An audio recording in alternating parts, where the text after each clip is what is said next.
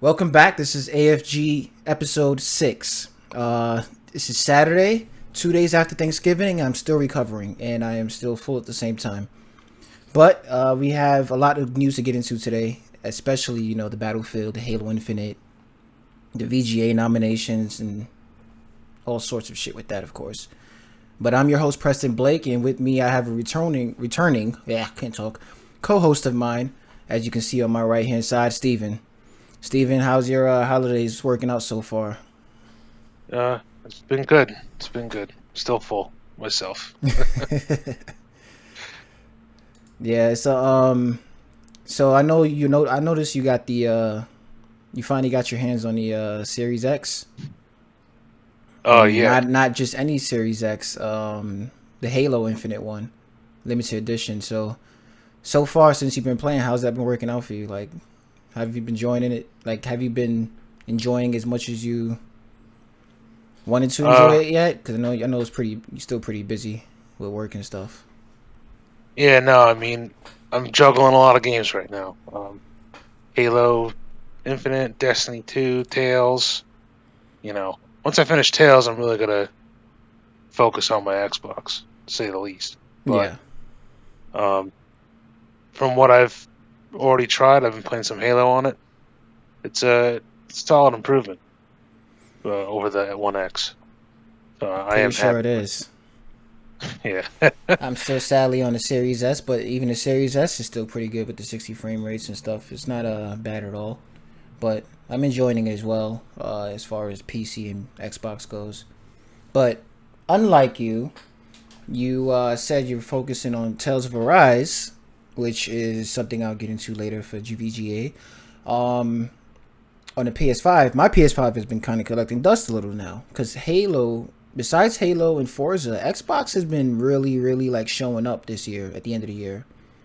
Like so many games besides the games on the Game Pass, but just the exclusive games, just the two exclusive games for me on the Xbox, which is Halo Infinite and Forza 5, Horizon 5, obviously, has been taking up most of my time switching, for me switching up on those two games and me playing on my PC, obviously with the Xbox games too, including that the Battlefield 2042 that I did not currently purchase. I am playing the 10-hour trial that is available on Games Pass on the Xbox and on the PC. So we'll get into the Battlefield soon, but the first thing I do want to talk about is the GTA Trilogy. Now, GTA Trilogy, I'm currently playing GTA 3 and playing GTA. I did start GTA San Andreas, which is free on the Game Pass on Xbox on my Series S. And the GTA 3 I ended up playing on the PS5, which is going to be free soon. I own this trilogy on a PlayStation, but GTA 3 is coming out for PS Now subscribers on December 7th or 8th, I believe. Around the same date where Halo Infinite multiplayer 1.0 comes out. So, putting that to the side, it's a lot of stuff that's going on with GTA Trilogy, of course, as you've been hearing about the performance issues and the developers rushing the game out like every other freaking developer this year and previous years. They was rushing games. But this game is like the trilogy. The history behind this game is like huge, obviously, for nostalgic reasons, and for them to release a game out in a rush state where even the rain looks like paper coming down from the sky and is attached to your camera anytime you turn and stuff like that. It's just it's horrible.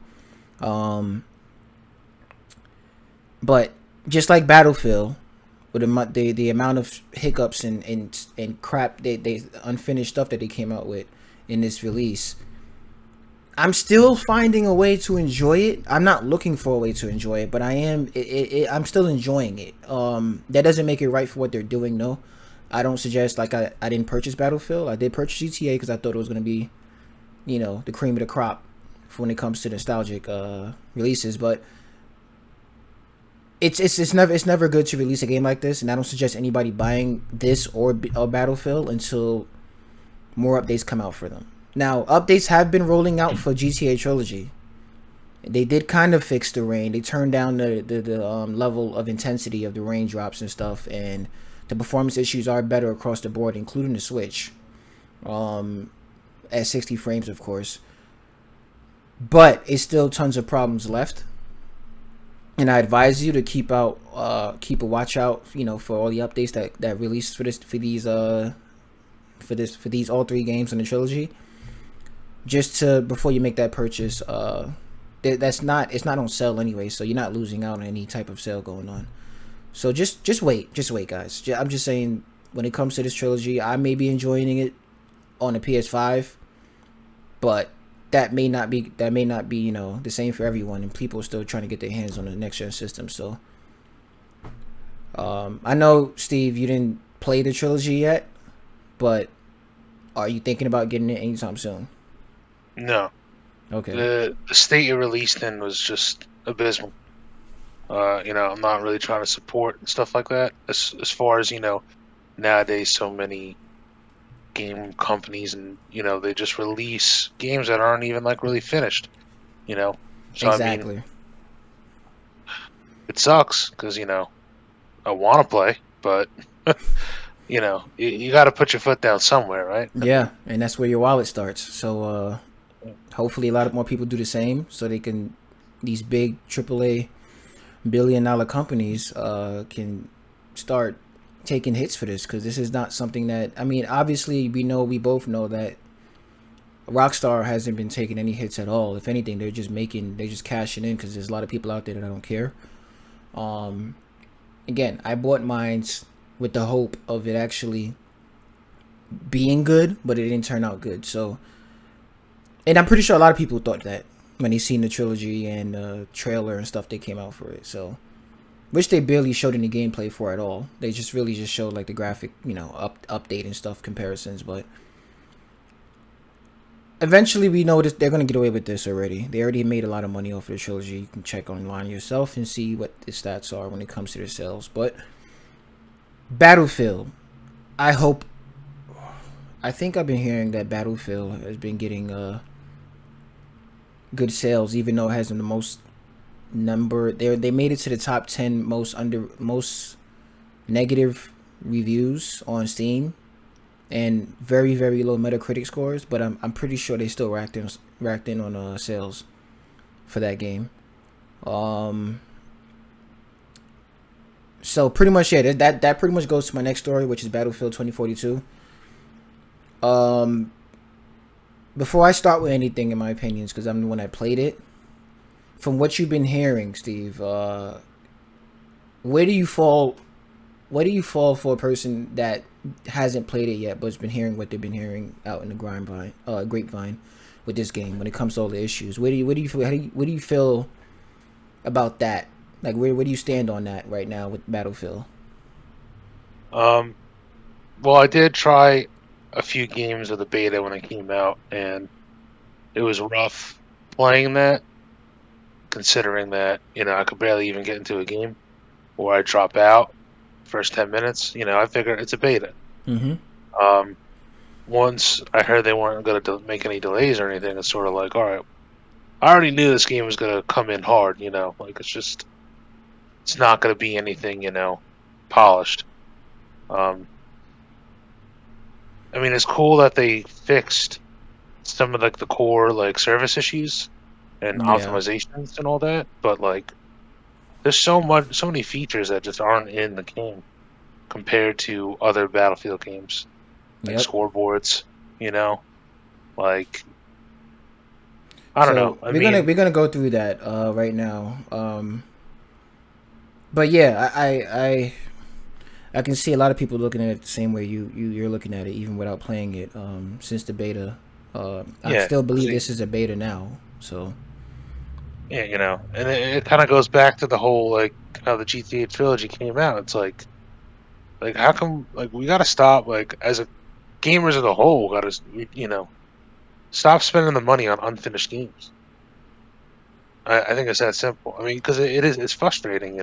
yeah, Like we're all old enough to remember the Xbox original days and games actually came out as a full game. Like there was no patches, there was no, you know, day one patch like this fix, that fix. It either came out as a full product or it didn't. And if Exactly. it did it and didn't do well, so Well, as we move on to the digital age, obviously we know that it's not going to get any better when it comes to that until we start acting, of course. But that's a whole nother thing with digital. The game preservations and stuff is like almost obsolete in a way, but that's a whole nother topic, a whole nother discussion. But yeah, it is getting worse with the releases. Like if it wasn't bad already when it comes to unfinished games releasing, and you can tell it's unfinished, like Cyberpunk and stuff like that. Now it's just getting even worse, where you're missing whole modes and features that was literally in the previous iteration of the game, which is it's very they're just getting away with murder at this point. The publishers, I'm pretty sure, I still give benefit of the doubts to the developers that's developing the game, but when it's rushed, obviously crunch time and all that stuff going on in the studio, you're gonna eventually come out with products like, Cyberpunk and Battlefield and GTA Trilogy. I have a So feeling it's more attributed to management and the publishing companies. yeah, I don't think the developers, they don't really have a say. It's sort of like they're just the grunts building from the ground up. exactly. You know, as far as when to release and what to add and what to take out, that's all management. Yeah, you gotta please they So gotta please the investors some one way or another and make it before the fiscal year ends. So we understand. I mean, a lot of people should understand that by now with what's going on in the gaming industry. And hopefully, if you haven't, they do, and they watch as many videos such as this and other podcasts and informative videos out there that discuss that stuff. But people need to dip their nose in their stuff by now when it comes to the back end of game development and stuff like that, instead of just buying the same shit every year like 2K and Call of Duty and without noticing anything. I mean, if you're having fun, more power to you, but it is destroying the industry in another sense at the same time when people do that. But anyways, moving on to the Battlefield, the features list that's been cut, that hasn't been launched at release. This post I'm reading right now is a Reddit post from Jelly Swim, and this was posted 10 days ago. So being that there's a new update 2 that just released, a lot of things from what I've seen this morning has been fixed. And I did play Battlefield a little bit before I got on the stream just to see for myself, but I really couldn't tell too much. So core features that's been cut from the game that they haven't implemented day one was no single player, story campaign mode, which we already know that wasn't even that's not even an update patch thing. That's literally just not going to be in the game. No standard server browser, fewer standard game modes, can't even play TDM or smaller scale modes without relying on community servers. No standard hardcore mode, no persistent lobbies, fewer in-game assignments, no class systems, less character customization options, no profile progress stats page in the menu, no battle log stats tracker for the other players, no dog tags, no custom emblems, no cross-game profile screens, which that's a huge thing because at the end of the day, I think up to Battlefield 5, you were actually able, on the PC version at least, to go from Battlefield 5 to Battlefield 4 to Battlefield 1 all in one menu. And yeah, it would just black out and pretty much start up the next, the Battlefield game when you click on one, but they had it all in one menu, which is pretty neat. They took that out of this one, which is obviously because it wasn't ready. No spectator mode, no permanent community servers, no central US servers, no test range, which is huge because what kind of Battlefield never came out with a test range since Battlefield 1, 1942? I don't know. I feel like Battlefield 2 even had a test range, but I may be wrong on that. Infantry gameplay. Under this category, we have fewer guns, fewer infantry gadgets, no manual leaning, which is really weird for a game coming out in 2021 based on multiplayer only. No high wall vaulting, no crouch sprinting, no backwards prone, no explosion knockback, no rolling after falling from heights, no ammo or health pickup off teammates, no scope zeroing, no tiered reloads, no tiered reloads, pause reloads, no melee weapon choices, no thermal optics, no indirect fire gadgets, less anti-tank launchers, no lock-on launchers. MP5 works with, I'll skip that. No AP mines, claymores, which is the weirdest shit for Battlefield to be missing. What happened to those game maker plays, like those playmakers that you know how you see clips on YouTube when you they set up a trap or whatever on Battlefield, because Battlefield is it's a semi open. It is an open world multiplayer when it comes to the levels you're playing in, because it's so big. So you have room for innovation when you're playing, and you do these playmaker plays. No claymore. That's like having literally one of the guts ripped out of Battlefield when it comes to that when it comes to that aspect of Battlefield, which is weird. And it's so far down this list, I'm not gonna go through everything. It's a lot. It's a lot of guts being ripped out that was in the previous Battlefield 5, which is so weird. So it's like the game clearly wasn't done. It wasn't ready to come out, and it's a bunch of vehicle things missing as well. But you know what? You can look at the list for yourself. On just Google Battlefield missing features and put Jelly Swim next to it. You get the Reddit post come up. But yeah, it's a lot, man. And granted, I didn't notice a lot of those things when I started playing it on the release with the 10-hour trail or whatever. I haven't been playing it as much as I've been playing Halo, so I haven't really given it time to really see missing things. Besides, there's no scoreboard for KD. There's this. I noticed that right away, but I didn't play it as much to find out all these things that were missing, obviously, for myself. So I was still semi enjoying what I was playing, the little time that I did put into the game. And the graphics itself still looks amazing. On PC at least. And I believe from what I've heard, the console versions for PS5 and Xbox Series X are probably the most top optimized versions, even over the PC, which is weird. That's working right now. So long story short, wait for this. Do not purchase this right now. Wait to see what they do after the next couple updates, because they did announce an update patch 3 coming out as well to fix a lot of this stuff. That's coming out within the next 2 weeks. But yeah, this game could have used minimum another year in the oven. I mean, the casual player, isn't really going to notice all of these things, Mm-hmm. It's like die-hard Battlefield fans, will notice all of these things that are missing. Exactly. So it does sort of feel like a slap in the face to the Battlefield community in a sense. It seems like, it's super rushed, and they just wanted to make their money off of casual gamers who, I'm tired of Call of Duty. Let me just see what this is about. Yeah.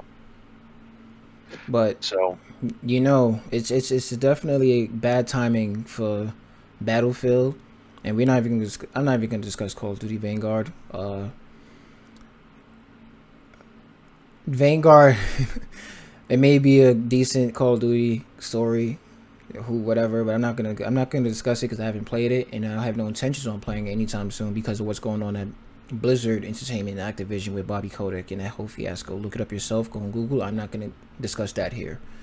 That's just been a whole train wreck over there. I actually deleted my Warzone and my Overwatch and everything on my Battle.net on PC just to save up room, because I know I'm not going back on there, and I don't believe anybody should spend any money towards Blizzard at the moment until Bobby Kotick gets his ass out of there. And that's all I'm going to say about that. Did you want to dig into that or no?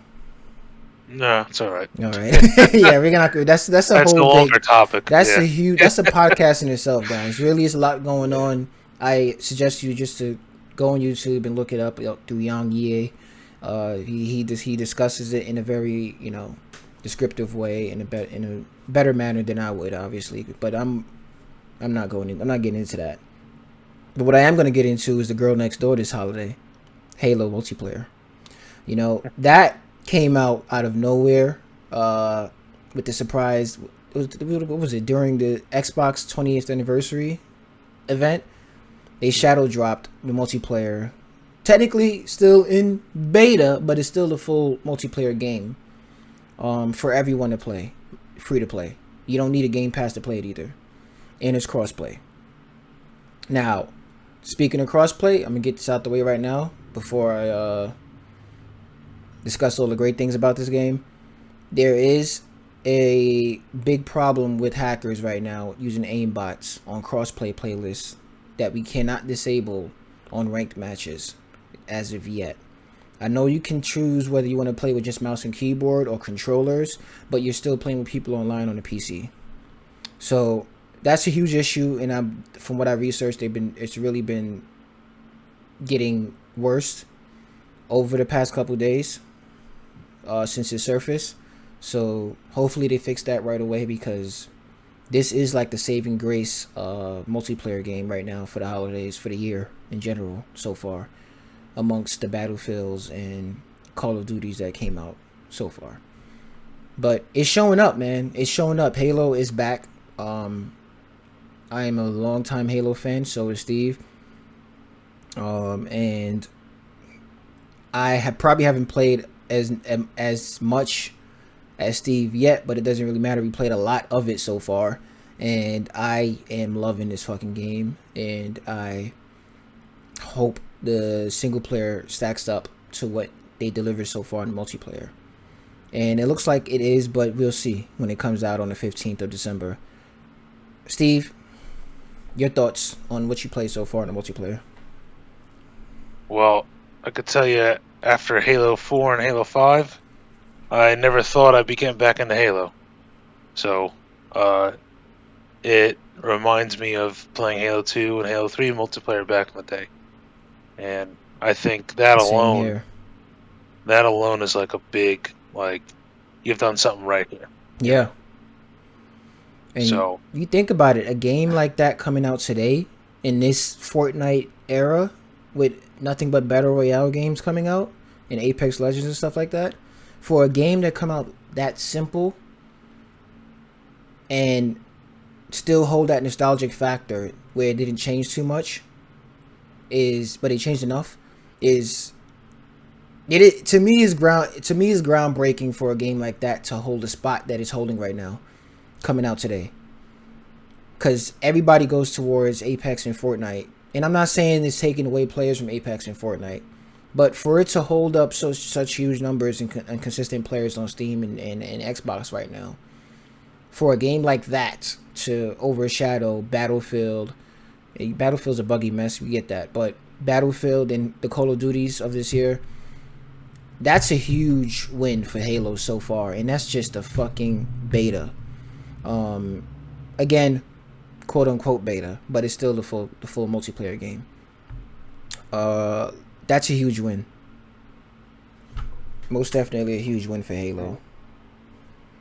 And there are still some things that need to be fixed, I've noticed, in multiplayer, but I mean, it is a beta technically still, so, and it plays better than Battlefield does. Oh so, yeah, most likely, all the way.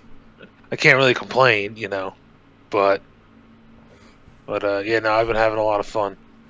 It's good times. Yeah.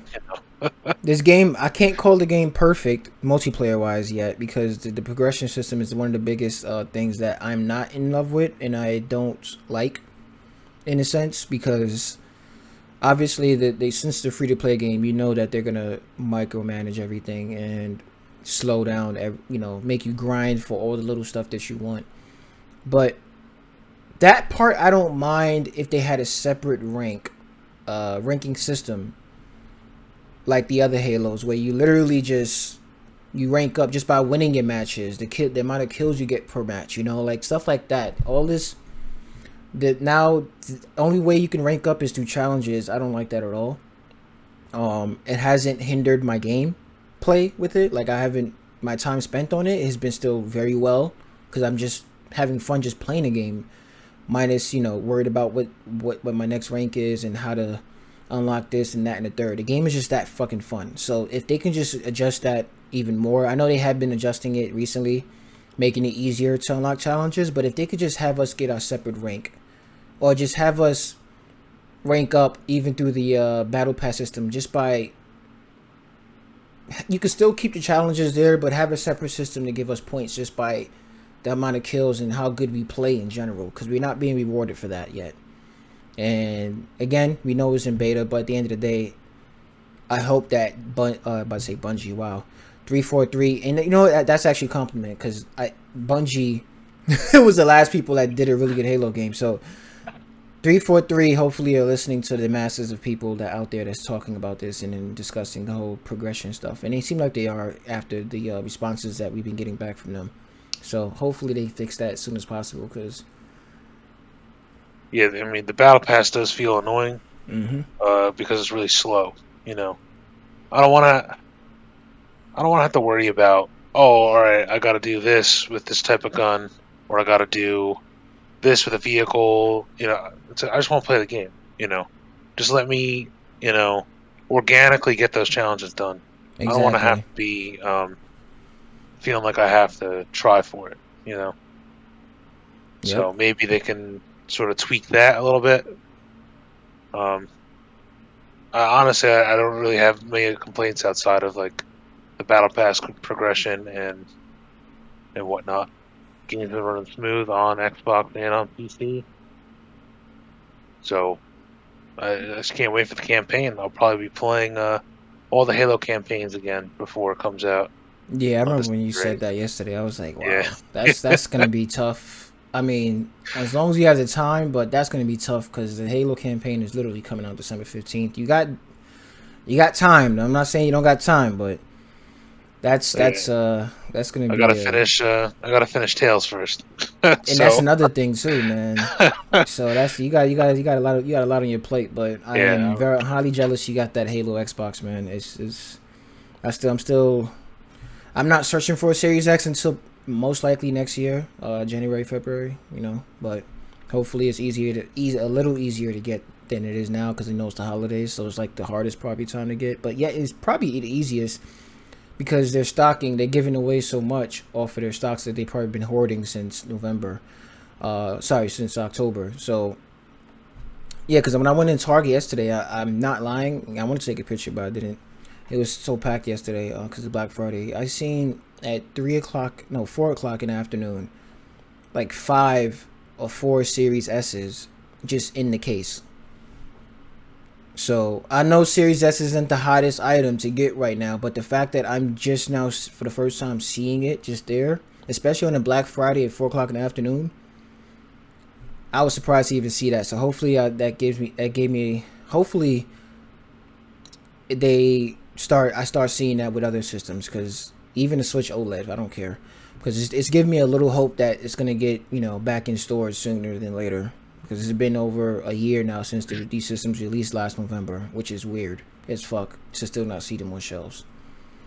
But yeah. I think Cyber Monday is going to be a big. There'll probably be some big drops people should watch out mm-hmm. for all the consoles like Xbox and PS5. So if you're looking, keep your eye out on Monday. Yeah, if you're lucky. Yeah, it's not too much people getting lucky. Well, I guess a lot of people getting lucky and unlucky at the same time. But yeah, well, we'll see what happens, man. But biggest news uh, out of this year so far, obviously, like every year, is the VGA nominees. Now, before we get into this, between me and Steve, we didn't have time to play and finish all these games they nominated. So we're gonna do our best to, like, off what we heard, off what we know about the game, just decide on what game should probably win out of the categories, out of the ones we go through today. So I am not going to spend any time on the esports categories because I don't know anything about that. I know that it exists, and that's it. That's the extent of my knowledge to that category. I don't know anything within that category. Besides esports stuff, though, I guess we could do one category, which is best esports games. So I did play most of the games on the game of the year category, but we saved that for last. But we can go through the esports. Well, I skipped the esports stuff, but this is like the last one. I think we can give an answer to this though. So right now the VGA. Oh yeah, by the way, VGA is live streaming on December 9th or 8th. I think it's the 8th. No, the 8th is. I remember the day. It's the day after Halo. It's the day after Halo, so it's Thursday.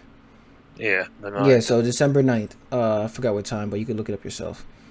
VGA esports. You got best esports game right now is Call of Duty.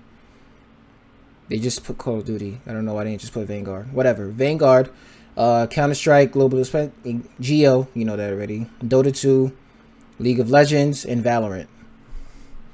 Now, again, I know I already just had a disclaimer out that we didn't play every game that's on these lists. But at the end of the day, I can give a good guesstimate, I guess, off of what we know. And I can tell you right now, is Call of Duty is not going to win best esports game. And Valorant has a good chance because Valorant has been blowing up for the past recent year or two since it's been out. I don't remember. Actually, I don't know how long it's been out. Time flies to me. So I don't think Counter-Strike is going to win either. It's probably going to be League of Legends or Dota 2. But given that League of Legends Arcane, that beautiful show on Netflix that everybody should watch, it might have spiked up the players' count on votes for that game winning for the VGAs. So who knows? But what do you think out of that category of Counter-Strike, Vanguard, Dota 2, League of Legends, and Valorant? It's going to win best esports games. I do feel like it might be League, just because Valorant seems to be a little niche still. You know, I feel like a lot of people would rather stick to Counter-Strike, perhaps. Yeah. But for some reason, League just seems to really dominate the space. So that's sort of how I'm thinking about it. Well, League has a lot of things going for it and has multiple games coming out for it as well. So that franchise is just getting a huge boost of different players, that even players that never play League are getting into it now. So especially players from Arcane, the Netflix special series. But I think I can agree with League as well. I think that's gonna be next in the winner of that category. But I think that was the only and last boring nominee topic. So let's go into the next one, which is most anticipated game. So Tough. Elden Ring, and I am highly stoked for Elden Ring now. I'm not a huge Souls player. Only Souls game I actually beat was Dark Souls 3, which was the easiest one to me because the co-op was so easy to get into. But I have played all the Souls games. I just never beat them all. That's all. But Elden Ring, George R. R. Martin alone is making me excited for this game when it comes to the story and the open world aspect that I recently watched videos for people that got their hands on it early for the beta. It looks amazing. I wasn't even stoked for this game when they first announced it, besides just the George R. R. Martin part. So I wasn't even that hyped for it like that. But ever since they showed the recent beta, it's been crazy. God of War Ragnarok, I think everybody can agree that this is everybody's most anticipated game coming out next year. Well, one of them. Horizon Forbidden West. This is a really good category, man. It's a really good competition here. The sequel to Legend of Zelda Breath of the Wild. Definitely excited for that. And Starfield, and I'm definitely excited for that. I think that's probably my least anticipated game though. It's a strong list though. It's a strong list. I am anticipated for all these games, but what are your thoughts on what are you most anticipated for out of this list? it's gonna be God of War for sure. Um, But what are your personal? That's your personal, or you think that's just who's gonna win? personal and Winner. winner. I couldn't agree I with that. So hopefully though, I have a feeling maybe Legend of Zelda might pull through.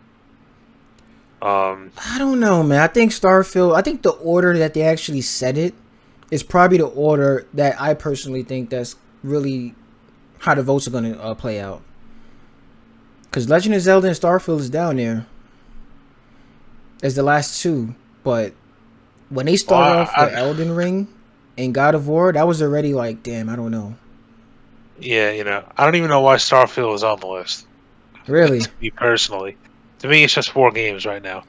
you But know, Starfield, Starfield, they haven't really shown much either yet. They recently shown like actual gameplay engine rendering of the game, but it wasn't actual gameplay. But they haven't really talked or shown much about it either, so I get that too. But yeah, I guess it's a that's bit what's too early for blind. Starfield. Yeah, to be on the list. Yeah, we might not, we don't Um, even know if these games are coming out next year. Starfield and Legend of Breath. Well, Breath of the Wild, I can believe Nintendo coming out with that next year. But Starfield, it might be pushed back another year or so. To be honest, we haven't seen anything from that game yet. We've seen more of Elden Ring than Starfield, and Elden Ring, I believe, was announced after Starfield. I don't remember, but yeah, it's like I have asterisks for God of War and Elden Ring. As far as God of War, I heard recently Corey Balrog wasn't leading the game anymore, right? It was someone else I now. never heard of that. I thought he Yeah, was still leading it. I heard something recently that some other. I think his name was Mike. I don't know. I gotta look it up again. But Really, I yeah. have to So look that's into sort that. of like that's an asterisk for me because it's sort of like, well, this could still be really good, but you know, it might not be the same. It could be different because it's not the same. Corey's not leading it, so it's sort of like, you know, a little bit of mystery here. Who knows? That But is weird. I haven't heard of that. But thanks for bringing that up. Um, so your personal and your winner overall is going to be God of War for this list. yeah. All right, so I'm a little indifferent with my personal, but I agree with you for the winner overall. My personal winner, for me, in my most anticipated game for next year is for Horizon Forbidden West.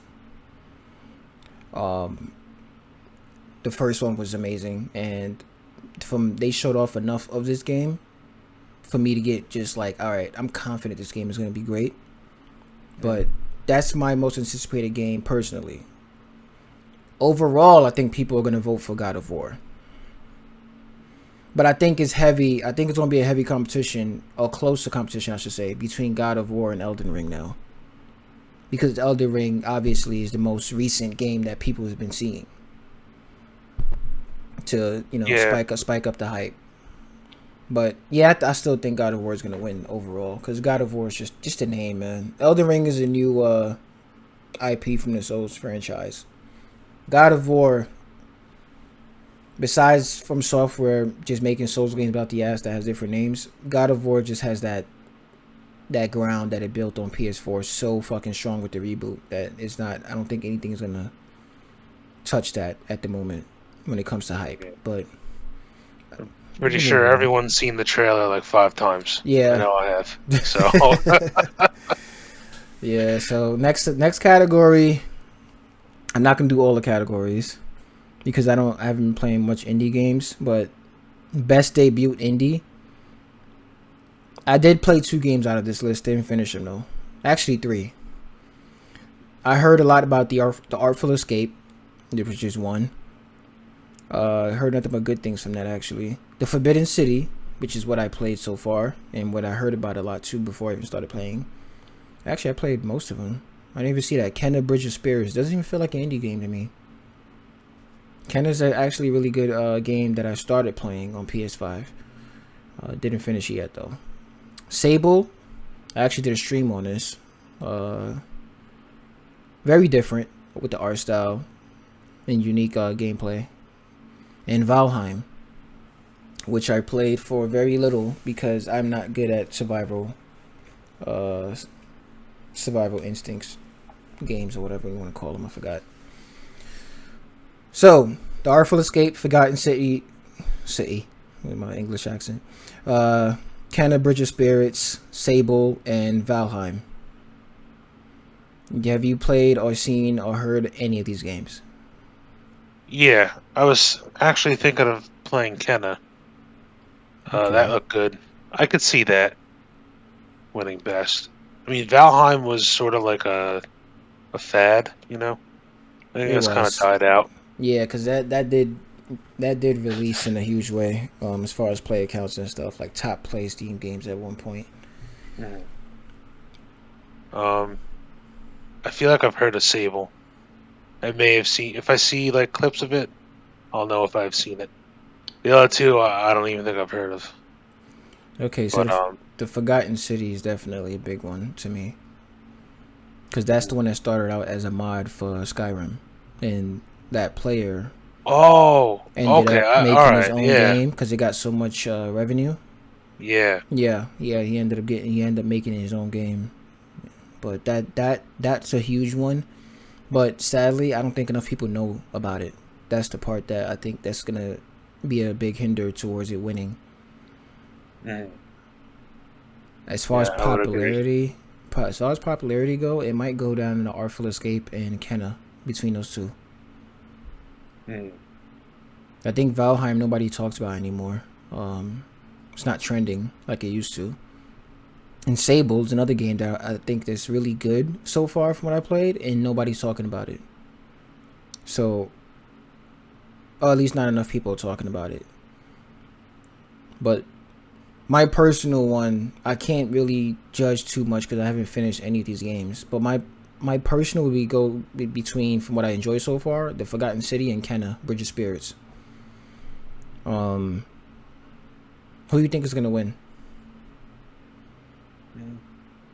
I could see Kenna winning. And I think we're just going off straight like popularity here. You know Yeah, what people just know going off about. of the mass. Yep, Yeah. I agree. So next category is best multiplayer, and I like this list so far. We have Back for Blood, we have Knockout City, It Takes Two, Monster Hunter Rise, New World, and Valheim. Valheim, get the hell off this list, please. Um, we have New World. Now, New World, the latest MMO from the newest studio, Amazon Games, surged up a huge amount of hype and disappointed a huge amount of people. Mhm. So, but yet it's still being played to this day from a lot of people. Given all the bugs and the glitches and crashes the game has been suffering from. I know they've been doing updates for it, but this was the most talked about game this year. One of them, most definitely in the middle of the years, but it was the most talked about, and I get why, in a way. I bought it when it came out, and I returned it on Steam. I played for a bit, didn't like it. It wasn't my type of MMO. I mean, it is, but the game is boring to me. And a lot of MMOs can be boring. Don't get me wrong. I know that because of grinds and all that stuff. But the game aesthetically was boring to me. I wasn't into the world that they gave, at least where I started from, and the weapons and the outfits you get to have and stuff like. I wasn't into any of that. I didn't think it was a bad game when I got it. I just think it wasn't for me at the time. And given all the bad press that it's been getting, it didn't make it any better. So it may win because the amount of people that's still playing it and the amount of people that still enjoys the game, I guess, for some odd reason. Um, I think the only thing it has going for it is very PvP focused MMO, more so than like WoW and Final Fantasy and any of the other major like MMOs out there. Yeah, So I think it fits like a niche for a lot of people or something different for a lot of people. it does. But from what I've been seeing and hearing, it hasn't been doing well on that one thing that it's supposed to be good at. The one thing that it's known for, because people are freezing their clients on when borderless Windows mode. I don't know if you've seen it, and they literally in the middle of battle can like freeze their character from dying to cheat while they're moving, while they hold they click on the mouse button on the window and just move it around, and it freezes their character in game. So it's not even like heavy like server based, where you can get away with shit like that. That's like what? And this game is supposed to be known for being the best. Well, not best, but PvP focused game. That's not a good look at all. I'm pretty sure they patched it already. Yeah, after looking it up, but that already was like, okay, you guys got a lot of shit to fix. But Well, that goes back to the whole releasing games that aren't really done yet. mm-hmm. Like, um, yeah, Yeah, yeah, I agree. yeah. It's just another unreleased game. Well, unfinished game released. It Takes Two. So many people praise this game, and I played it, and I fucking loved every bit of what I've played, but I didn't finish it because it literally takes two people to beat the game. So, being that I was playing with my girlfriend at the time, and she obviously she's not really a gamer, so she has to get used to the controls and stuff. And we spent so much time on the early levels because we took breaks off of the game where she had to relearn the controls. And the game constantly throws new mechanics at you as you go on, so that didn't help at all. But I could have played with my brother online, but we never got to it. So I didn't finish it, and I really do want to finish it still because I've been hearing a lot of people that I follow that this is their game of the year. And it from what I played, it is really it really is a video game. It's the video games of video games. Like, it really does feel like a really good, just classic all around video game. But other than Yeah, that, I've heard nothing but good things about it, but it's in the wrong list. best multiplayer, really? It's a co-op game. It's multiplayer, yeah. Yeah, I but it's mean, strictly two people true, playing co-op. true. But what That's how I other? see it. I mean, I get it from where you're coming from, but what other games do they really have to compare it to? So I'm Well, sorry to fill in the multiplayer category. It's not like all the not very games. many. Yeah, because it's all the Those multiplayer are the games. same. Those are the same guys who made the Prison Escape one. Yep, Joseph Farah. I might be butchering his last name, but the guy that says "fuck the Oscars," him. Okay. Yeah, this is his latest game from Hazelight Studios, and they made Two Brothers as well, which is another really good game that they made. That was co-op. But yeah, it's not too many games that came out until recently that, or as far as multiplayer games go. And I guess it was too late for it to make it on any list. I wouldn't even want to see the games besides Halo Infinite make it on this list. So that's fine and dandy, but yeah. Back for Blood and Monster Hunter Rise. I think it's gonna come down between those two. It Takes Two third place for me.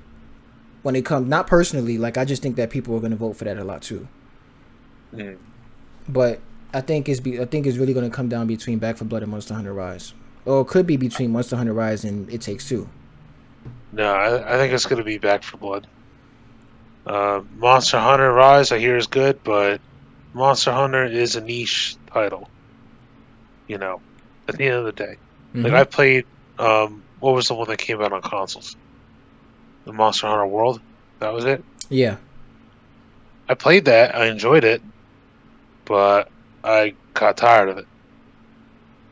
So, I have friends who have played like all the Monster Hunter games, like since they were like little, and they're like huge fans, and like it's like you kind of almost have to be that in Yeah, you order got to to be like, in that circle already. yeah, That fan base and is like definitely huge, though.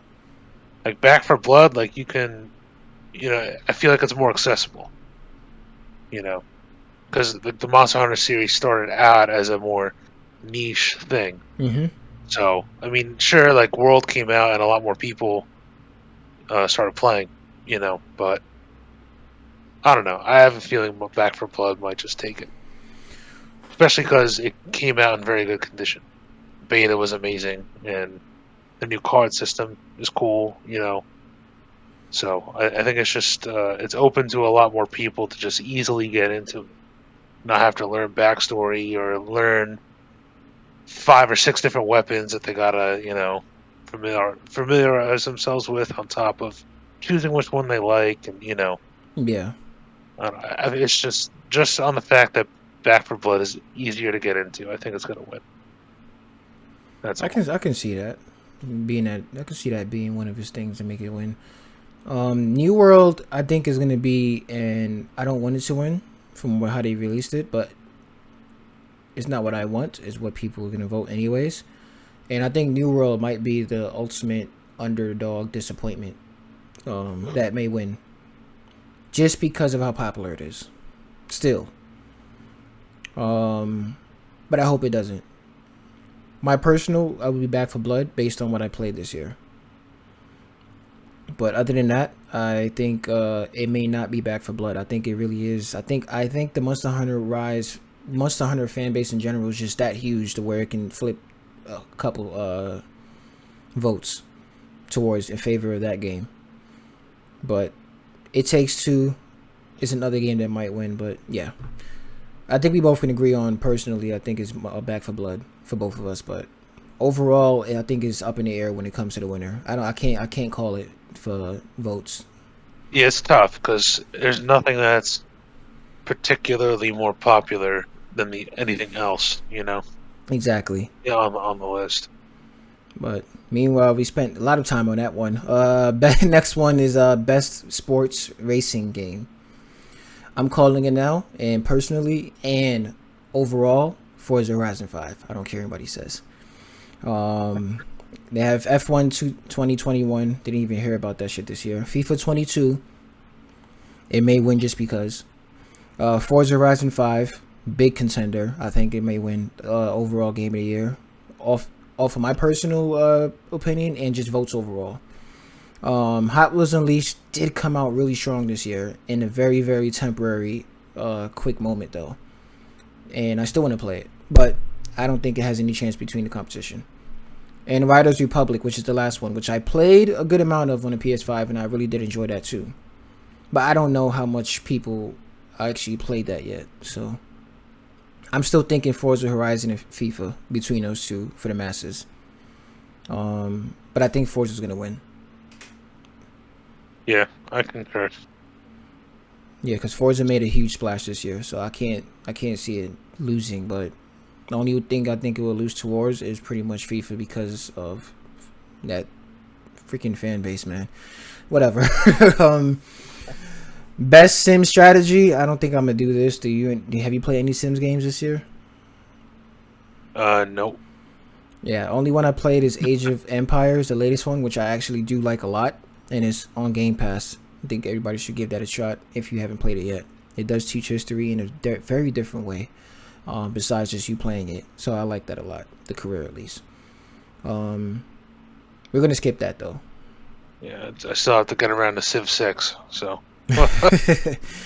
Best family, It Takes Two, Mario Super Party, Super Party. Wow, they probably gonna name the next one that. Mario Party Superstars, new Pokemon Snap, which I still haven't played yet, and I want to. Super Mario 3D World, Bowser's Fury, and I still want to play that, but I haven't. And WarioWare, which I Get It Together, which it doesn't really. I don't have any opinions on that. Best family, I think that's gonna go to automatically Mario Party Superstars or It Takes Two. I think it's between those two. Yeah, they threw in It Takes Two, so that just might win. Yeah. Any personal decisions on this one? No. No, they threw It Takes Two in there, so it might win. That's But I'm that's saying what I'm thinking. out of your personal, like, I don't know if you played any of those games. No, I haven't. Okay. I mean, I wanted to play Pokemon Snap, but Same here. I'm gonna get to it one day Yeah, yeah. when he fucking I haven't manga played doesn't a get shit. Mario Party game since like maybe like the Wii U. Oh Maybe damn. Well, that's not it's been a that long time. long. Yeah. Me either. I haven't played any Mario Party games since yeah, the Wii U, because I haven't, yeah. I had the last one I owned was in the Wii U. And I traded in. You need friends to play that, and I didn't have any friends, so at least not close to me. So I didn't really play it much. Now, if they had online multiplayer, it'd be nice. But I think they just added that in the Switch version, actually. Uh, Earlier this year, actually, I think. Anyways, next category, best fighting game goes. Nominees are Demon Slayer. I am not going to pronounce that whole thing. I'm just gonna say Hinokami Chronicles. I should have just stopped that there. Guilty Gear Strive, Melty Blood, which I heard crazy tons of news about all over, including my brothers. Nickelodeon All Star Brawl, and Virtual Fighter 5 Ultimate Showdown. Why are you here? Okay. Scratch Virtual Fighter. I think Guilty Gear Strive might win. Almost a hands down, to be honest. But Melty Blood, I know Melty Blood has a huge fan base, so I don't know. And I haven't played Melty Blood. The only thing I played on this list was Demon Slayer, a little bit of it at least. Yeah, I mean this list seems like a mixed bag in terms of fighting games because Demon Slayer plays like Naruto Ninja Storm. Nickelodeon All Star Brawl plays like Super Smash. Guilty Gear plays like Street Fighter. It's like, well, these are all like kind of like different types of fighting games. You know, some being way more competitive and particular about button combinations than others. Mm-hmm. So it's kind of like tough. It's like, well, you might want to split that into two categories. I mean, it's I kind of mean, hard to just to pick. make it simple, we just go off of what the masses are gonna think. What do you think people are gonna vote for? What is most popular in a Goodwill fighting game that's out right now? Out of this list, just if you had Well, to take a guess. it could be Demon Slayer or it could be Guilty Gear. Yes, I think so too. I think it's just the first three: Demon Slayer, Guilty Gear, and Melty Blood. It can go to either one of them. Um, Is Melty Blood that one? Um, it's the anime fighting game. what was that one that they were taken from League of Legends, like lore? Oh, that's different. That's complete. That hasn't come That was out a yet. different one. Yeah, Okay. they're still working on that one. I'm actually eager to play that as well. But no, the only yeah, Melty Blood is not that. It's an anime some type of anime game, fighting game. All right. But Guilty Gear and Melty Blood is more similar towards each other than Demon Slayer is. I think it's by itself along with Nickelodeon All Star Brawl. But yeah, either one of those three I think it will go towards. But this genre is this category is not. I don't think there's any straight win here in that category.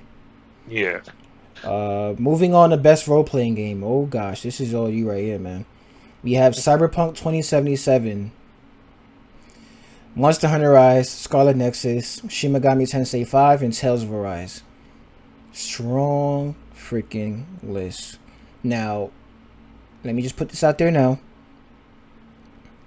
As much as I like Cyberpunk 2077 now, during launch, it was It was horrific in a lot of ways for certain people that played it on whatever console they played it on. I don't think it should be on this list because of that alone. Um, but they did fix a lot. As much as I still like my Cyberpunk, I don't think it should be on this list against these finished games, if that makes any sense at launch. Now, if all these games were unfinished when they came out, then it wouldn't matter to me. But with that being said, personally, Tales of Arise to me. Steve, your take? Yeah. Cyberpunk just has too much bad blood, looming over it still. Um, Scarlet Nexus was all right, especially now that I'm playing Tales of Arise. It's more mediocre in my eyes. Same here, man. I told you. Yeah.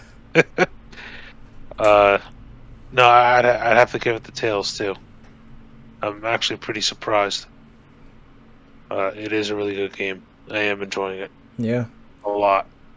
Like like I was playing Scarlet Nexus and like I was getting fatigued.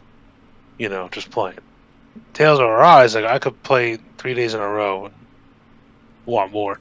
That was the hugest So difference to me with yeah, both of those games. Hugest difference. As much as I did still like Scarlet Nexus when I was playing, even before playing Tales of Arise, I felt the fatigue as well. So that was one of my biggest complaints, especially near the ending. But regardless, the game itself is still good, but it's not great. Um, I think the gameplay outshined the story to me when it comes down to Scarlet Nexus. Story was okay to me. It was very complex, but the pacing of the story ruined it for me near the end again, like I said. But regardless, Shin Megami Tensei, we can't rule this out because I've been hearing nothing but praise for this too, and it may be a lot of people that's willing to vote for this on top of other games that they probably didn't play this year. Who knows? But Monster Hunter Rise, I think, may win. Sad to say. I really think I'm sorry. That Monster Hunter fan base is so huge to me. The fact that it's in the nominees multiple times, like It Takes Two, is like, damn. That's like a hint, foreshadowing that it may win, man. It may win over this. But then again, you got Cyberpunk. Even though after I said what I said about it, it still may it may win. I don't think any of these JRPGs are gonna win over. Sorry, the JRPGs that we like are gonna win over the popular Cyberpunk and the popular Monster Hunter Rise. I can vote for Tales All I Want, but I don't think many people has finished these games or even played Scarlet Nexus and Tales yet over Monster Hunter Rise and Cyberpunk since that came out early in the year. yeah, I could see that. It's just hopeful, Yeah, but I don't know. I don't see the Monster Hunter fan base being as big as how you see it. I know they got a solid fan base, but I I don't know. I think you're overestimating how many people like Monster Hunter. hey, that's just my opinion, but I could be wrong. I'm just I just that's the way that's what I'm thinking because of all the buzz that it's been getting recently. That's all. Even from But last year in World itself, World was like huge and it was nominated. I think it won one of the categories. Last the time it was nominated for VGA, but yeah. We're getting down to the crux of things right now when it comes to the categories. Best Action Adventure. Marvel's Guardians of the Galaxy. Oof. Metroid Dread. Psychonauts 2. Ratchet and Clank Rift Apart. And Resident Evil Village. This should have been the Game of the Year nominees. Alone. But, Marvel Guardians of the Galaxy is still fairly new to people, so whatever. I think 4 of them are, right? 4 of them already are. Most of right? them are, yes. Most of these are Game of the Year nominees. I'm not leaving out Psychonauts 2, but there is no clear winner to me right here for Best Action Adventure. So I'm just going to go off a personal opinion for myself. I personally think Ratchet and Clank deserves, you know what? Shit. It's between Marvel's Guardians of the Galaxy and Ratchet and Clank to me. Personally, for me. I can't pick one over the other, though. I thoroughly enjoyed both of them the way I would like to enjoy any game in this category. I think Marvel has a bigger fan base than Ratchet and Clank, so I have a feeling it's going to be Guardians. But Guardians hasn't been praised like that amongst the fans. I don't. It's not trending. If that makes any sense. It got good reviews and stuff. And personally, I'm not gonna say it yet, but when we get to that category, we'll get to it. But it's definitely nominated to me for Game of the Year.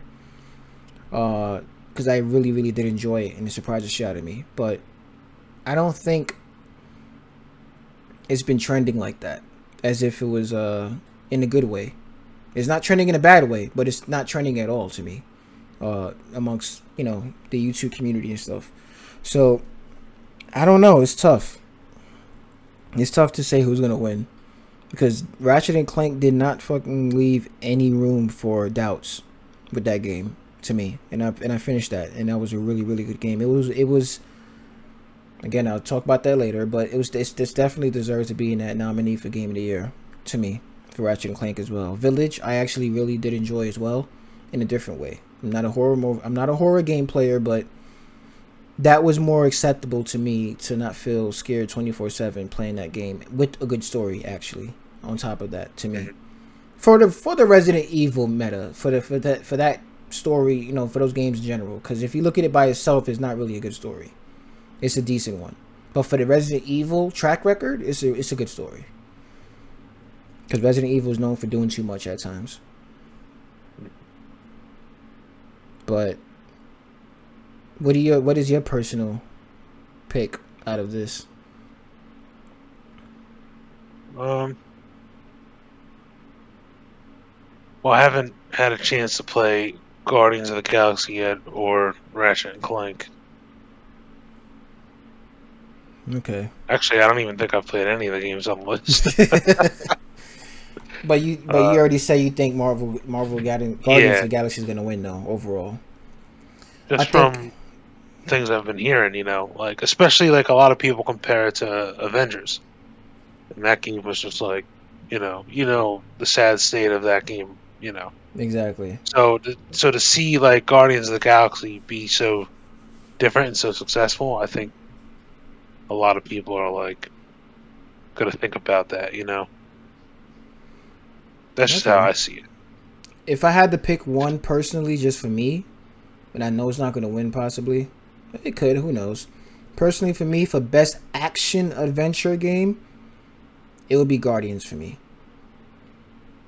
Now, who I think is going to win, hands down, and this is a hands down vote, honestly, I think Metroid Dread is going to win. That game is still like trending. Platformer though, right? Yeah, but it's in here, and the fact that it's in here makes it a problem. I think any category Metroid Dread is going to be in is going to make it a problem. Because that game is being praised, and it continues to be praised and trending highly till this day since it's been out. I don't think it has been. I think this game has been trending more than any game on this category. Yeah, it has. Marvel's Guardians of the Galaxy, Ratchet and Clank. I think any game that wins around Metroid Dread in this category is going to be an underdog. Again, personally, me, I feel like Marvel Guardians of the Galaxy should win. I started Psychonauts 2. I didn't finish it, but I've been hearing nothing but good things from that. Resident Evil Village has been praised around the time, and Ratchet and Clank has been praised throughout most of the year. But I think Metroid Dread just blew up so much. The fanboys and people that hasn't even played the game is probably gonna jump on it. So I think it's a hands down for that, sadly, but that's just my opinion. I could be wrong. I could see it, just because of the sheer popularity around it. Yeah, it's a lot of good work behind it. I feel like there's a lot of miscategorization here on this list, though. Yeah. We get a little bit more technical. I get it. So far it has. So I don't know why it's separate, but we had best action adventure, and now it's just best action. We have Back 4 Blood, Chivalry 2, Deathloop, Far Cry 6, and Returnal.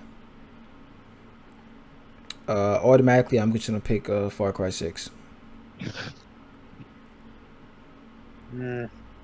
For me personally, I don't know who's gonna win though. Honestly, I can care less who wins in this one. I was trying to play Returnal, and just from what I've seen, like, that's pretty action packed. We're talking strictly action. There's a lot going on. Yeah. So I could see Returnal winning that. I think Deathloop is gonna take it. Just again going off of what's trending, going off of what people still talking about till this day. I think Deathloop is gonna take it. I don't personally like Deathloop the way people do. I played a little below half of it on PC, and it just wasn't it wasn't catching me at all. I didn't. It's okay to me, but it's a lot of goodwill behind Deathloop. It may be mismarketing, but they really did a good job marketing that game, and a lot of people still like it to this day, even after playing it. So I think it's between Deathloop and Back 4 Blood, and a smidge of Returnal, because Returnal, so was another really big praise game. But I think Deathloop is going to take it. It's not a hands down moment though. Yeah. I gotta stop putting Game of the Year games in these different categories, though. I mean, Game of the Year is like, it's the most popular games, right? Yeah. Like, I gotta put something on a different level in a category that isn't where it's supposed to be. I don't know. Yeah. It's just like, I you don't take think people Deathloop out vote. and it changes the whole, Exactly. The competition. Yeah. I don't think people are gonna even go off of the category as far as what their best game in that category is. I think they're just gonna go for the game that they like the most. That's it. Yeah. But best VR and AR, I'm gonna skip this one because it's not really something. I'm assuming that you didn't play any VR games like that this year. No. Me either. But I'm going off of the assumption that Resident Evil 4 that came out for the Oculus Quest 2 is gonna win. I hear nothing but good things from that. Then they got Sniper Elite VR, Hitman 3, I Expect You to Die 2, and Lone Echo 2. Lone Echo is very popular as well. Hitman 3 I didn't even know came out with a VR. But I think Resident Evil 4 is going to win. Yeah, I was kind of surprised to see Hitman. I didn't even know they did VR. Me either. For Hitman, but yeah, I mean the only thing I play on VR is Elite Dangerous, so yeah. Innovation and accessibility I'm gonna skip because I am not an enabled person and I have no room to judge on what game has the most features for that because I haven't played these games with those features to even test it. Anybody can just play it and go off of the options, what gave you the most options, but it doesn't mean that the people that's enabled will enjoy it. So I'm going to skip that one. I think Ratchet and Clank might win it, just to say, because Ratchet and Clank, I've been hearing nothing about the options when it comes to that. It's really good when it comes to that category, but I'm gonna skip that one. Best community support, I am not going. You know what? We can do this. Apex Legends, Destiny 2, Final Fantasy 14 Online, Fortnite, and No Man's Sky. oh, it's pretty easy. You think so? I think it's easy. Final Fantasy 14. I think it's No Man's Sky. And I think that's a hands down. I think that's a hands down moment, No Man's Sky. Best community support. I think that's more of a. I could be reading it wrong for that category, but I think that's going to be going down to the most user friendly content when it comes to pro consumer content support. And I think No Man's Sky is the one because No Man's Sky is the only one who's been coming out with the free updates, free content, the most free content out of this category that everybody else charges for. I thought the category was like the community fan base helping each other in game. Like Destiny 2 has Sherpas. That's why I said I could be reading it wrong. But I took community support as the developers providing for the community. Oh, no, I took it as like the community that plays the game helps each other out. Well, we can definitely look at it that way as well, but I don't know what's the defined answer for that. I mean, that's going to take one of us to look it up, but you said Final Fantasy in your terms of the way you're looking at it, right? Yeah, I mean the game is known for the community being so helpful towards one another. I can agree with that one.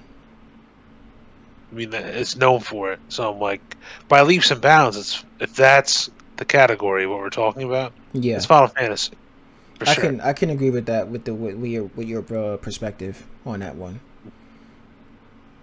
Yeah, I think that's a no brainer when it comes to that too.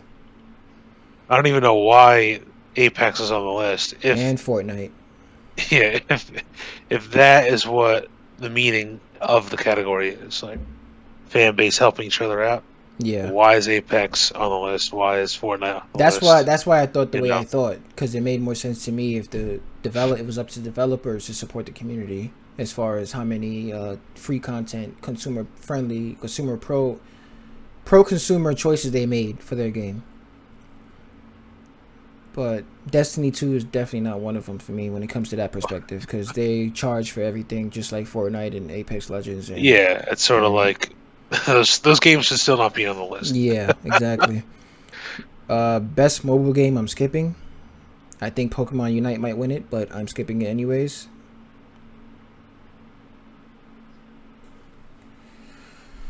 I'm skipping best indie. I don't know why it has two different indie categories. Best ongoing game. Now here's the option that I would look at your perspective. Apex Legends, Final Fantasy 14 Online, Fortnite, Genshin Impact, and Call of Duty Warzone.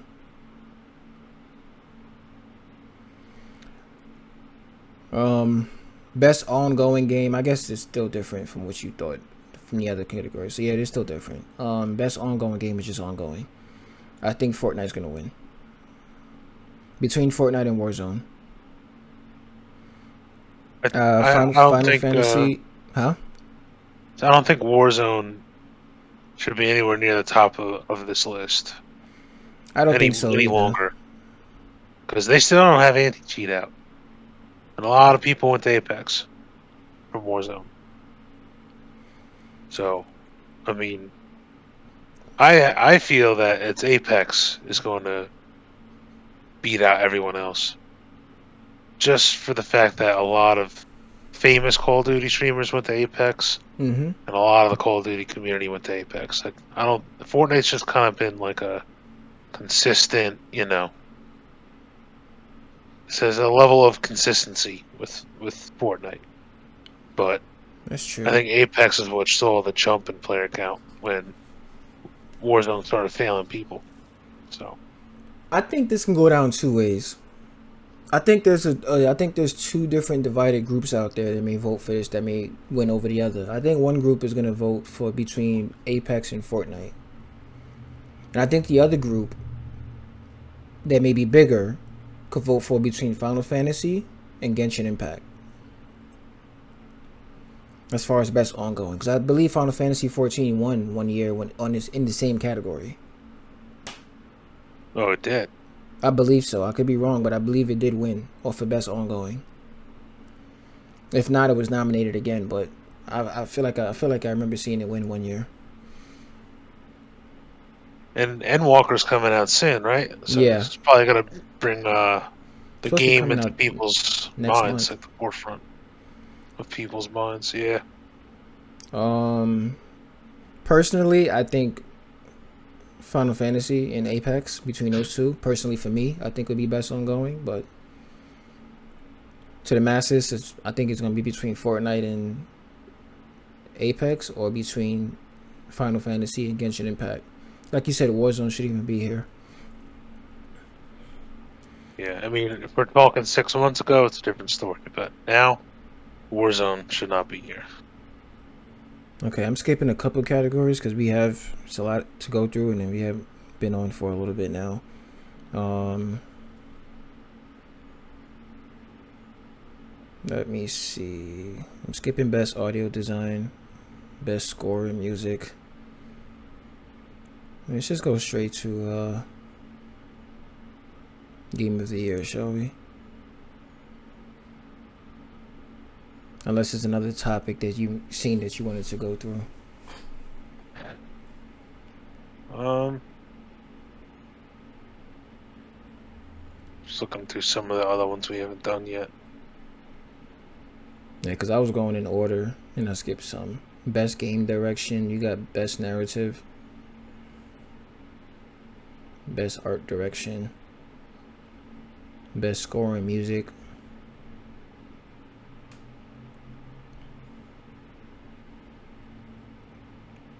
Yeah, Game of the Year is so weird, man. No, yeah, we can do Game of the Year It's because so everything weird. else sort of. They don't have my Game of the Year up here. That's the funny part. Why? Yeah, I think the list is weak. I think it is. I think it's very, very diverse in the wrong way.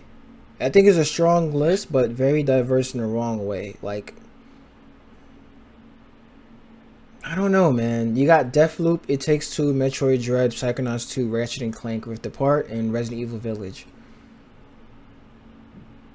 Resident Evil Village deserves a spot up here. I'm not gonna lie. It even just to talked about one of the most talked about games this year was Resident Evil Village, for good reasons though. Ratchet and Clank, obviously, no brainer. Psychonauts 2, nothing but good talks from that, but I don't know. Metroid Dread, no brainer. It Takes Two, somewhat of a no brainer. Deathloop, what the fuck? I think you could have easily replaced Deathloop for Tales of Arise or Marvel's Guardians of the Galaxy. But Marvel's Guardians of the Galaxy, honestly, that's my personal. Now I can say it. My personal game of the year is Marvel's Guardians of the Galaxy. It was between Marvel's and Tales of Arise, but Guardians got it for other reasons. Tales of Arise is not even up here because obviously, like I said, when it comes to the JRPG genre, it may not be trending as much as the other obvious games that shouldn't even be compared to it. So this is like fine proof in the pudding right now. It's whatever's trending the most, and that's Deathloop, It Takes Two, Metroid Dread, Psychonauts 2. I'm surprised it's still up here. Not that I hate it any type of way.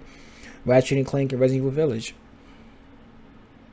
I think it's probably going to be Metroid Dread, man. That's going to win the Game of the Year. Yeah, that's what I was thinking too. I think it's going to win. Ratchet and Clank doesn't have any chance, man. It came out way too early in the year, and a lot of people done played it and probably forgot about it. Only game you could play so early in the year and not forget about would be God of War and Horizon Zero Dawn, like they did when they both came out early in the other year, whenever they came out. So they were like February or something. Yeah, and they still won, and God of War still won. So it's again, Ratchet and Clank is really, really good. It was my game of the year before I played Tales, and then Guardians of the Galaxy took that over. But I don't know. It's not. I don't think Ratchet and Clank is going to appeal to everybody on that level because obviously nobody talks about it no more. Resident Evil Village, I don't think it has no way of winning because it's a straight horror game and not everybody played it. Yeah, it's a niche. Like they got two niche titles up here. Yeah. If we're talking about Game of the Year, It Takes Two and Resident Evil. If Deathloop wins Game of the Year, man, I don't know. I see it having a chance of winning, and I don't like it at all, man. I don't like that. I don't like where you comparing it to. Like it could have. I don't know. But you know what? It's whatever the people want, and whoever gets the most votes are gonna win. So I think, like I said, between Metroid Dread is almost a no-brainer for the category that it's in. Well, for the competition that it's in. But Deathloop may win. I don't think It Takes Two has a chance. I don't think It Takes Two is gonna have what it takes to defeat whatever it is compared to right now. Amongst these bigger games. Because you got an indie game, again, as Game of the Year nominee. And there's nothing wrong with that. The Walking Dead, that was the last indie game I remember winning Game of the Year. Walking Dead, the Telltale games. Season 1. That was a long time ago. And that was a big surprise for a lot of people. Psychonauts 2, I don't think it has a chance. I don't. No. I don't think that's the game that everybody played yet. I think the fan base for Psychonauts is too small. That too. But I think it's really between Metroid Dread and Deathloop, sadly. And I still think it's a no-brainer when it comes to Metroid Dread because Metroid Dread has received most of the freaking positivity out of everything right now. So you may have a Nintendo Switch winning Game of the Year just like Breath of the Wild. Actually, I don't think Breath of the Wild won Game of the Year. It won Game of the Year in certain outlets, but not the VGA. Yeah. I could, you know, I think out of everything on this list, I'd like Metroid Dread to win, but I think Deathloop is going to take it. I agree. Honestly, I would personally want Ratchet and Clank to win, but I know there's no chance in hell against Metroid and whatever Yeah, aura because the Deathloop is surrounded in. Can't even explain that. no one's like you're saying. Nobody's talking about Ratchet and Clank. Yeah, You know, but it's been quite long. It's probably the longest podcast we ever did, and I wasn't even looking at the time like that. But it is time to get out. Long VGA nominee list. Probably did more than what I should have actually when it comes to that, but who the hell cares? It's nobody, nobody time but ours. And I appreciate you coming by again to the podcast as my co-host and bringing some different opinions based on certain things we discussed so far. Multiplayer wise, it's been a multiplayer banger of a year right now when it comes to the category. When it comes to all the multiplayer games, nobody's really talking about single player games right now. Near the end of the year, it's just a lot of multiplayer shit, whether it's good or bad. that's going to be first quarter next year. Yeah, single player is really gonna take over first quarter next year, especially with all the delays pushing towards the beginning of next year from that games are supposed to come out this year. So we'll see if those games release on their respective release dates, but who knows, maybe more delays because it's a lot of competition between Saints Row recently delayed their game away from God of War and all the other games like for Horizon Forbidden West and stuff, so they did a smart thing. Yeah, definitely. Yeah, so Give a wide berth to masterpieces. exactly. So Exactly. And I still think for Horizon Forbidden West, I think it comes out after God of War, I believe, but I just hope they're not too close because I really want to spend a good amount of time on for Horizon since it's more of an open world than God of War. And yeah, hopefully they don't come out too close. But yeah, I'm rambling. Thanks for joining, and thanks for the people that came by, and thanks for the people that's gonna watch later on YouTube when I post this as soon as I can on YouTube. So have a good holiday, and hopefully we see you during the VGA next time, or a little after the VGA, to discuss how wrong we were in a lot of our choices for the winners of VGA. So appreciate you guys stopping by, and have a good one. Take care.